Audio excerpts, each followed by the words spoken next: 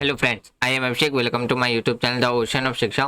तो आज हम नया चैप्टर स्टार्ट कर रहे हैं एम लक्ष्मीकांत का, जो कि है 23 पार्लियामेंट्री कमेटीज। ऑलरेडी हमने एम लक्ष्मीकांत के 22 चैप्टर्स डिस्कस कर लिए हैं।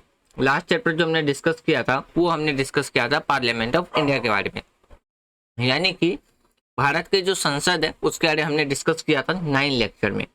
टोटल 9 लेक्चर में हमने चैप्टर 22 कंप्लीट कर लिया था।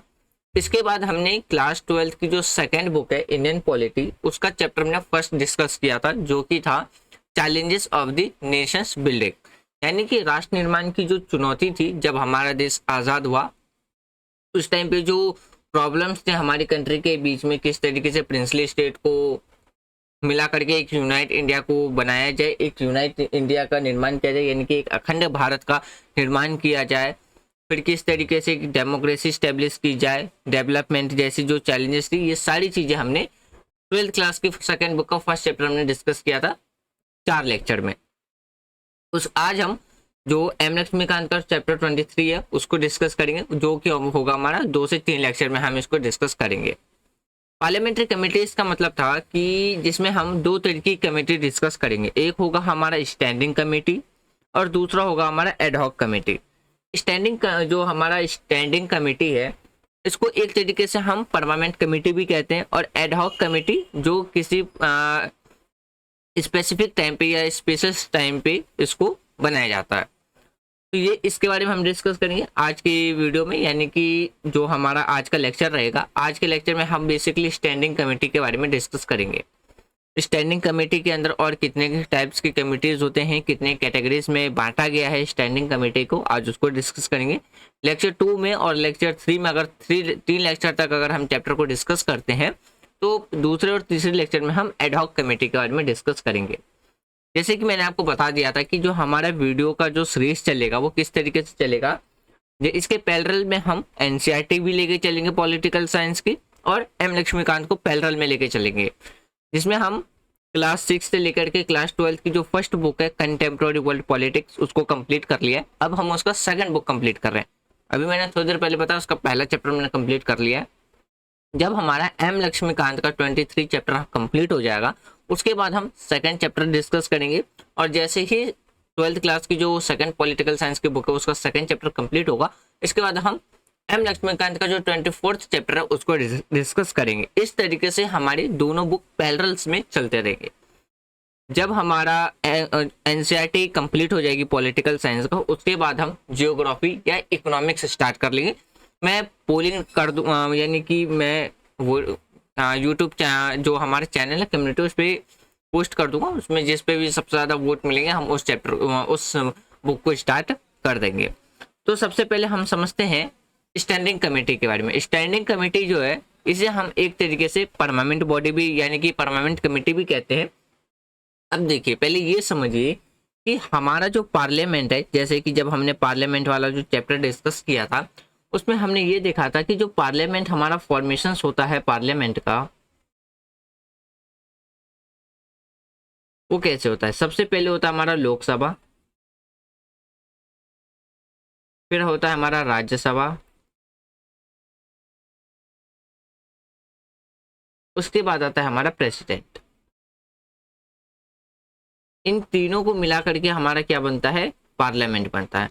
तो पार्लियामेंट में, यानी कि हम बात करें तो पार्लियामेंट सही तरीके से काम कर सके, सही परफॉर्मेंस में काम कर सके, वो फंक्शंस एक प्रॉपर मेंटेन करके चल सके, इसलिए जरूरत पड़ती है कमिटीज की। तो इसीलिए पार्लियामेंट के द्वारा क्या है, कमिटीज बनाई जाती है। अगर हम स्टैंडिंग कमेटी की बात करें, तो स्टैंडिंग कमेटी यानी कि उसकी जो फंक्शंस हैं, यानी कि फंक्शंस ऑफ जो नेचर्स हैं, नेचर्स ऑफ, या बात कीजिए जो नेचर्स हैं फंक्शंस के परफॉर्मेंस, उसके अकॉर्डिंग बात करते हैं, तो स्टैंडिंग कमेटी को 6 कैटेगरीज में डिवाइड किया गया है। यानी कि स्टैंडिंग कमेटी को 6 श्रेणी में विभाजन किया गया, आप ये समझ सकते हैं। जिसमें जो पहला हमारा कमेटीज है स्टैंडिंग कमेटी में, वो आता है आपका फाइनेंशियल कमेटी। दूसरा है हम, यानी कि यहीं पे आप हिंदी में देख सकते हैं, वित्त कमेटी। दूसरा है डिपार्टमेंटल स्टैंडिंग कमेटी। तीसरा आपको देखने को मिलेगा कमेटी टू इंक्वायरी। थर्ड देखें तो जांच करने, जिसे हम हिंदी में बात करते हैं जांच करने की समिति। फोर्थ कमिटीज की बात करते हैं तो कमिटीज ऑन स्क्रूटनीज एंड कंट्रोल, जिसे हम जांच एवं नियंत्रण की जो कमिटीज होती है उसके बारे में बात करते हैं। फिफ्थ कमेटी जो हमें देखने को मिलता है कमिटीज रिलेटिंग जो डे टू डे बिजनेस होते के से रिलेटेड होते हैं दोनों हाउसेस में, यानी कि राज्यसभा या हो या लोकसभा हो। फिर सिक्स जो हमें छठा कमेटी देखने को मिलता है वो देखने को मिलता है हाउस कीपिंग कमेटी, यानी कि सर्विस कमेटी के नाम से भी जिसे जानते हैं, जिसमें जो कमिटीज होती हैं वो कंक्रीट रहती हैं प्रोविंस और जो फैसिलिटीज सर्विसेज रहती हैं मेंबर्स के पास उससे रिलेटेड रहता है। यानी कि जो हाउस कीपिंग समिति का बात करें तो जिसे हम सेवा समिति भी कहते हैं, जिसमें अगर बात करते हैं सदस्यों को जो पार्लियामेंट्री मेंबर्स को जो भी सुविधाएं दी जाती हैं सदस्यों को या जो सेवाएं दी जाती है उसके प्रावधान से रिलेटेड छठा कमिटीज हमें देखने को मिलता है। आज हम यही 6 कमिटीज के बारे में बात करेंगे। सबसे पहले अगर हम बात करते हैं फाइनेंशियल कमिटीज के, यानी कि जिसे हम वित्त समिति भी कहते हैं, इसमें हमें 3 तरीके की कमिटीज देखने को मिलता है। जैसे कि पहला बात करें तो पब्लिक अकाउंट कमेटी, जिसे हम लोक लेखा समिति कहते हैं। दूसरा हमें इसमें देखने को मिलता है एस्टिमेट्स कमेटी, यानी कि जिसे हम प्रकलन समिति भी कहते हैं। और तीसरा हम बात करें तो कमेटी ऑन पब्लिक अंडरस्टैंडिंग देखने को मिलता है। तो ये सारी तीनों कमिटीज हमें किसमें देखने को मिलता है, फाइनेंशियल कमिटीज के अंदर देखने को मिलता है। फिर बात करें तो दूसरी जो हमें कमिटीज देखने को मिलती है वो देखने को मिलती है डिपार्टमेंटल स्टैंडिंग कमेटी, जिसे विभागीय अस्थायी समिति के नाम से हम जानते हैं। तीसरी की बात करें जो तीसरा कमेटी हमें देखने को मिलता है स्टैंडिंग कमिटीज के अंदर, वो देखने को मिलता है कमिटीज टू इंक्वायरी, जिसमें हम बात करते हैं committees on petitions, committees on prevalence. Prevalence का मतलब होता है एक तरीके का स्पेशल राइट या विशेष अधिकार। फिर तीसरा आपको देखने को मिलेगा एथिक्स कमेटी, यानी कि आप हिंदी में बात कर सकते हो तो याचिका समिति, विशेष अधिकार समिति और आचार समिति, आपको जांच करने वाली समिति, यानी कि अब बात करें तो कमिटीज टू इंक्वायरी के अंदर आपको देखने को मिलेगा। वहीं पे अगर हम कमिटीज टू स्क्रूटनीज एंड कंट्रोल की बात करें, जिसे जांच एवं नियंत्रण हेतु जो समितिज हैं उसके बारे में बात करें तो इसमें आपको 6 तरीके की कमिटीज नजर आएगी, जिसमें कमिटीज ऑन गवर्नमेंट इंश्योरेंस, यानी कि सरकारी जो आश्वासन है पर समिति आपको नजर आएगा। फिर बात करते हैं कमिटीज ऑन सब ऑर्डिनेट लेजिस्लेशन, यानी कि अधीनस्थन विधान समिति। फिर बात करते हैं इसमें आप क्या देखने committee on papers laid on the tables, यानी कि पटल पर रखे गए पत्रों पर समिति। फिर बात करते हैं कमेटी ऑन वेलफेयर, जो कि शेड्यूल कास्ट और शेड्यूल ट्राइब्स के लिए देखने को मिलेगा।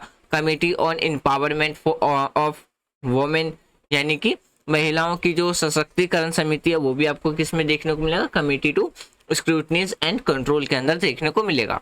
फिर बात करते हैं जो छठी कमेटीज आती है वो आती है joint committee on officers of profit, यानी कि लाभ के पदों पर जो संयुक्त समिति है वो भी आपको इसमें देखने को मिलेगा, committees on securities and controls के अंदर। बात करते हैं जो 5वीं जो स्टैंडिंग कमिटीज है वो है committees relating to the businesses of the houses, यानी कि सदन के जो दैनिक कार्य से संबंधित जो समिति है उसमें आपको 4 तरीके की कमिटीज नजर आएगी। पहला होगा आपका बिजनेसेस एडवाइजरी कमेटी, यानी कि एडवाइस देने का काम करती है। फिर बात करते हैं जो दूसरा है आपको committee on private members bills and resolutions, यानी कि प्राइवेट मेंबर्स के द्वारा जो भी बिल्स लाए जाते हैं, जो रिजोल्यूशंस लाए जाते हैं, उसके बेस पे भी आपको एक कमिटीज देखने को मिलेगा। फिर इसमें आपको जो तीसरा है वो देखने को मिलेगा रूल्स कमेटी। चौथा आपको देखने को मिलेगा committee on absence member from the sitting of the house, यानी कि वो कमेटी जो सिटिंग के टाइम पे जो मेंबर्स एब्सेंट रहते हैं उसके बेस पे भी आपको क्या है एक कमेटी देखने को मिलेगा। और ये किसके अंदर आता है, ये आपको देखने को मिलेगा committees relating to the business of the houses के अंदर आपको देखने को मिलेगा। अगर हम स्टैंडिंग कमिटीज की जो लास्ट कमिटीज की बात करें जिसमें आता है हाउस कीपिंग कमिटीज और सर्विस कमिटीज के नाम से भी जानते हैं, इसका ये जनरल पर्पस रहता है किसके रिगार्डिंग में, जो भी मेंबर्स हाउस मेंबर्स के पास जो भी फैसिलिटीज दी जा रही है या जो भी प्रोविंसेस हैं, यानी कि जो भी सुविधाएं दी जा रही हैं, सेवाएं दी जा रही है, उसके रिगार्डिंग में आपको ये कमिटीज देखने को मिलेगा। जैसे कि हम बात करते हैं इसमें भी आपको 4 तरीके की कमिटीज देखने को मिलेगा। जैसे कि पहला बात करते हैं जनरल पर्पस कमेटी हो गया, फिर आपको हाउस कमेटी देखने को मिलेगा, तीसरा हमें यानी कि लाइब्रेरी कमेटी देखने को मिलेगा जिसे हम पुस्तकालय समिति भी कहते हैं, और चौथा इसमें आपको देखने को मिलेगा ज्वाइंट कमेटी ऑन जो भी सैलरीसेस हैं या जो अलाउंसेस हैं जो मेंबर्स को दिए जाते हैं उसके रिगार्डिंग में आपको देखने को मिलेगा। ये था हमारा स्टैंडिंग कमेटी, यानी कि इन शॉर्ट समझिए जो स्टैंडिंग कमेटी है इसे हम परमानेंट कमेटी भी बोलते हैं, क्योंकि इसे हर साल बनाया जाता है। वहीं पे एडहॉक कमेटी की बात करते हैं तो उसको ओकेजनली बनाया जाता है, यानी कि किसी भी विशेष परिस्थिति में या टाइम रिक्वायरमेंट के अकॉर्डिंग एडहॉक कमेटी को बनाया जाता है। जो हमारा लेक्चर 2 होगा उसमें हम एडहॉक कमेटी के बारे में बात करेंगे। एडहॉक कमेटी को अगर हम बात करें तो इसको 2 कैटेगरीज में क्लासिफाइड किया गया, एक है हमारा इंक्वायरी कमेटी और दूसरा है एडवाइजरी कमेटी। इन सबको हम लेक्चर 2 या 3 में डिस्कस करेंगे। अगर 3 लेक्चर तक हमारी वीडियो जाएगी तो हम उसको 3 लेक्चर तक में कंप्लीट कर लेंगे। तो मुझे उम्मीद है कि जो भी हमने फर्स्ट लेक्चर में डिस्कस किया वो आपको प्रॉपरली समझ में आ गया होगा। आज की वीडियो खत्म करने से पहले एक छोटी सी इन्फॉर्मेशन फ्रेंड्स मैं आपको दे दूं कि हमारी जो वीडियो है वो किस पैटर्न्स में चल रही है। तो फ्रेंड्स मैं आपको एक छोटी सी इन्फॉर्मेशन दे देता हूँ कि हमारी जो वीडियो पैटर्न है वो किस रेस में चल रही है। सबसे पहले हम एनसीईआरटी की बात करें तो एनसीईआरटी हम इसमें 6 से लेकर के क्लास 12 तक को लेकर चल रहे हैं, जिसमें अभी पॉलिटिकल साइंस लेके चल रहे हैं। अभी जो इसमें हमारा डिस्कशन चल रहा है वो पॉलिटिकल साइंस चल रहा है।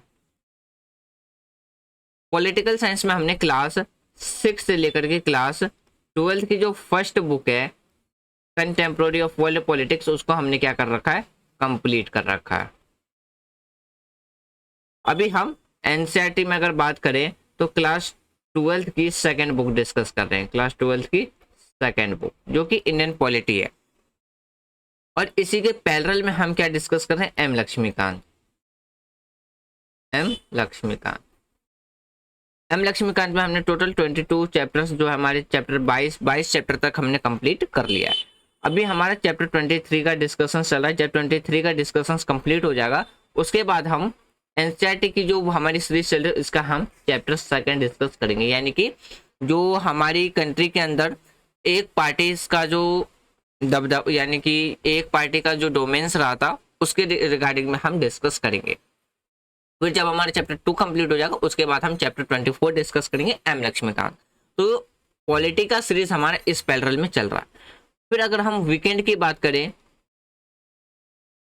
बात करें यानी कि संडे की बात करें तो संडे को हम 27 year UPSC prelims questions paper discussions कर रहे हैं, जो कि हमारा टॉपिक वाइज और यूनिट वाइज डिवाइडेड है।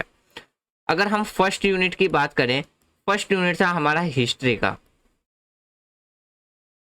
जिसमें से हमने टोटल 557 एमसीक्यू क्वेश्चंस प्रैक्टिस किए थे। वो क्वेश्चन जो कि ऑलरेडी यूपीएससी ने प्रीलिम्स में पूछ रखे हैं 1995 से लेकर के 2021 तक, जिसमें हमने ancient history, medieval history, modern history और इंडियन नेशनल मूवमेंट के क्वेश्चंस को डिस्कस किया था।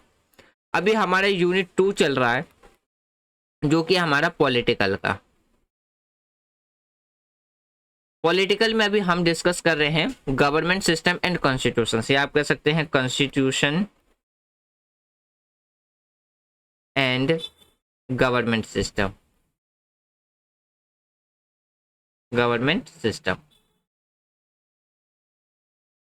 जब हमारा यूनिट 2 कंप्लीट हो जाएगा तब उसके बाद हम स्टार्ट करेंगे यूनिट 3 जो कि होगा हमारा जियोग्राफी का। और जब हमारा यूनिट 3 भी कंप्लीट हो जाएगा तब उसके बाद हम स्टार्ट करेंगे अपना यूनिट 4 जो कि होगा हमारा इकोनॉमिक्स। और यूनिट 4 कंप्लीट होते ही हम स्टार्ट करेंगे अपना जो यूनिट 5 होगा वो होगा हमारा सी सेट का, जिसमें हम रीजनिंग वाले जो क्वेश्चंस होंगे वो ज़्यादा फोकस करेंगे। वैसे इसमें हम सारी चीज़ें लेके चलेंगे, लेकिन ज़्यादा जो हमारा फोकस रहेगा वो किस पे रहेगा, रीजनिंग पे। क्यों, रीजनिंग में क्या रहता है, ज़्यादातर मैथ्स रहते हैं, और मैथ्स अगर आपको एक बार समझ में आ गया तो इसमें स्कोरिंग करना ज़्यादा ईजी रहता है, मतलब ज़्यादा ईजी रहेगा। तो हम इसमें रीजनिंग और यानी कि ऑल ओवर अगर हम बात करें सी सेट को लेकर के चलेंगे। कब, जब हमारे ये सारे यूनिट कंप्लीट हो जाएंगे। जब हमारा एनसीईआरटी की पॉलिटिकल साइंस कंप्लीट हो जाएगी तब उसके बाद हम जियोग्राफी या इकोनॉमिक्स स्टार्ट करेंगे एनसीईआरटी। इन दोनों में से कोई सा भी एक सब्जेक्ट फिर हम स्टार्ट कर लेंगे। तो इसी सीरीज में हमारी वीडियो भी चल रही है और आगे इसी सीरीज में कंटिन्यू होती रहेगी। आपको वीडियो के रिगार्डिंग में कोई भी अगर सजेशंस देना है तो कमेंट बॉक्स ओपन है, तो आप कमेंट बॉक्स में दे सकते हैं। तो thanks for watching friends, take care, जय हिंद।